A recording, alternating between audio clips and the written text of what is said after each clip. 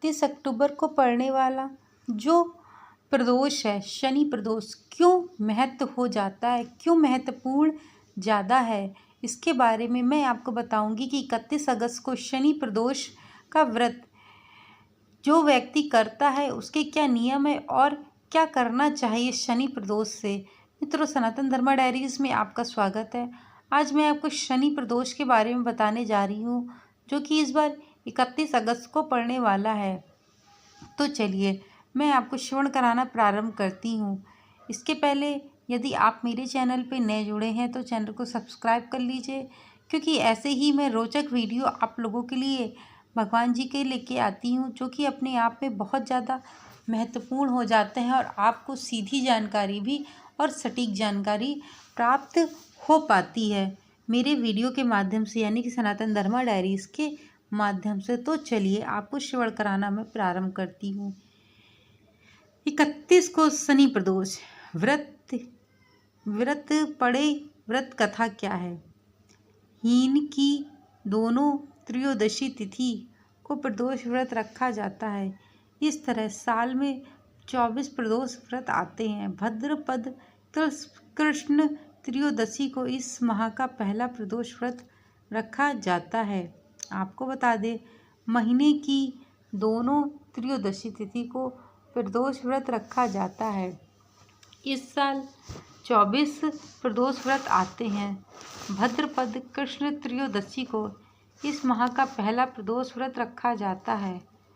प्रदोष व्रत महादेव और माता पार्वती की विधि विधान से पूजन की जाती है। प्रदोष व्रत रखने से भगवान शिव अपने भक्तों के सारे दुखों को कष्ट करते हैं। भाद्रपद माह के कृष्ण पक्ष की त्रयोदशी तिथि यानी कि 31 अगस्त की देर रात 2:55 पर शुरू होगा। इसका समापन 1 दिसंबर देर रात 3:40 तक रहेगा।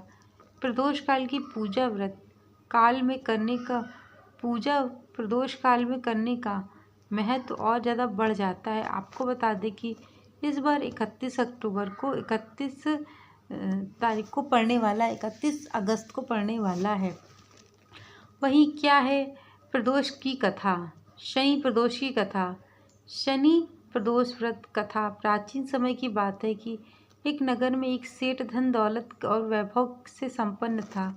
वह अत्यंत दयालु था। उसके यहाँ से कभी कोई भी खाली हाथ नहीं लौटता था।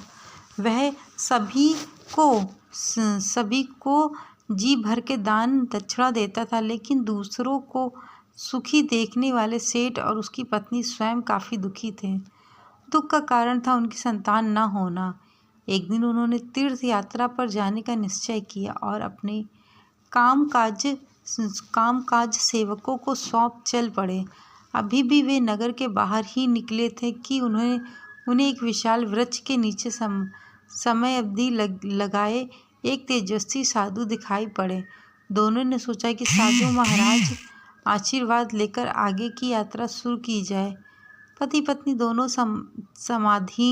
समाधिलीन साधु के सामने हाथ जोड़कर बैठ गए और उनकी समाधि टूटने की प्रतीक्षा करने लगे। सुबह से शाम और फिर रात हो गई, लेकिन साधु की समाधि नहीं टूटी। मगर सेठ पति पत्नी धैर्यपूर्वक हाथ जोड़े बैठे रहे। अतः अगले दिन प्रातः काल साधु समाधि से उठे। सेठ पति पत्नी को देखकर वहाँ मंद मंद मुस्कुराए और आशीर्वाद स्वरूप हाथ उठाकर बोले, मैं तुम्हारे अंतर मन की कथा भाप गया हूँ। वात्सों मैं तुम्हारे धैर्य का और भक्ति भाव से अत्यंत प्रसन्न हूँ। साधु ने संतान प्राप्ति के लिए उन्हें शनि प्रदोष व्रत करने के लिए विधि समझाई। तीर्थ यात्रा के बाद दोनों वापस घर लौट आए। नियम पूर्वक शनि प्रदोष व्रत करने लगे। कालांतर में सेठ की पत्नी ने एक सुंदर पुत्र को जन्म दिया। शनि व्रत के प्रभाव से उनके यहाँ छाया अंधकार लुप्त हो गया और दोनों आनंद पूर्वक रहने लगे। दोनों अपने जीवन में सुखी पूर्वक रहने लगे। शनि प्रदोष का यह महत्व भी बढ़ जाता है, क्योंकि जब कोई प्रदोष शनिवार के दिन पड़ता है तो अपने आप में एक विशेष महत्व को लेकर के आता है। आपको बता दें कि शनि प्रदोष का व्रत भगवान शिव और माँ पार्वती को समर्पित होता है। जो भी व्यक्ति इस व्रत को करता है उसको सदैव माँ पार्वती और भगवान शिव का आशीर्वाद प्राप्त होता है। उसके जीवन से जो भी दुख